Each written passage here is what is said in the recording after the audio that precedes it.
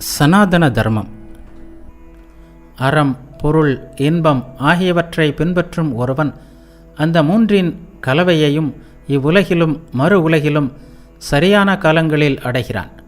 கோபம் மற்றும் மகிழ்ச்சியின் சக்தியை கட்டுப்படுத்தி வைத்திருப்பவன் பேரிடர் காலங்களிலும் தனது உணர்வுகளை இழக்காமல் செழிப்பை வெல்கிறான். பாவிகளாக இருப்பவர்கள் தங்கள் குறைகளை உறுதி செய்து கொள்ளாததைப் போல பிறருடைய நல்ல குணங்களையும் உறுதி செய்ய மாட்டார்கள். அனைத்து உயிரினங்களும் தாங்கள் ஈட்டிய உணவை தங்களை சார்ந்தவர்களுக்கு பங்கிட்டு கொடுப்பதை காண்கிறோம். அப்படியே இல்லற வாழ்வை வாழ்பவனும் தங்களுக்காக சமைத்து கொள்ளாமல் இருக்கட்டும்.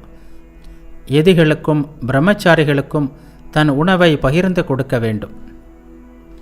நல்ல மனிதர்களின் வீடுகள் அமர்ந்து கொள்ள புல்லும், ஓய்ந்திருக்க வெளியும், கழுவ தாகம் தணிக்க நீரும், நான்காவதாக இன்சொல்லும் இல்லாமல் இருக்கலாகாது.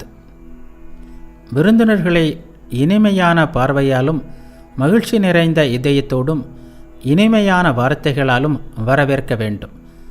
வீட்டின் உரிமையாளன் விருந்தினரை கண்டதும் உடனே எழுந்து அந்த விருந்தினரை எதிர்கொண்டு அழைத்து அவருக்கு இருக்கை அளித்து அவரை வணங்க வேண்டும். இதுவே நிலையான அறமாகும்.